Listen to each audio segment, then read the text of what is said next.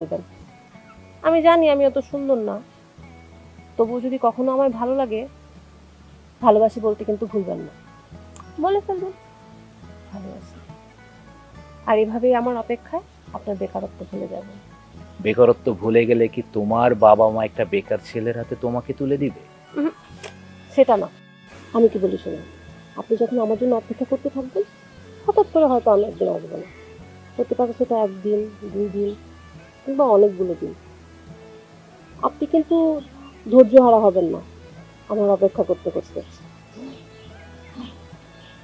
আর যখন আমাকে যোগাযোগ করতে চাইবেন, তখন আমাকে যোগাযোগ করার জন্য আমার ফেসবুক আইডিও আপনার কাছে নেই, আর ফোন নাম্বারও নেই। তবে হ্যাঁ, থাকবে শুধু ওই পোস্ট অফিসটা। অবশ্য সেখানে চিঠি পাঠালেও পৌঁছাতে, পৌঁছাতে অনেকদিন লেগে যায়। তবুও আপনি সেই চিঠির অপেক্ষা করবেন। তারপর একদিন হঠাৎ আপনাকে চমকে দিয়ে হাজির হব আমি চায়ের দোকানে। তখন আপনি আমাকে দেখে স্বস্তির নিঃশ্বাস ছেড়ে বলবেন, "তুমি এসেছো ইরা? এতদিন কোথায় ছিলে? কেন আসোনি?" তারপর আমি বলবো, "ওমা! আমি এই কয়দিন না আসাতেই আপনার এই হাল? আর চুলগুলোর কি অবস্থা করেছেন? এমন এলোমেলো হয়ে আছে কেন?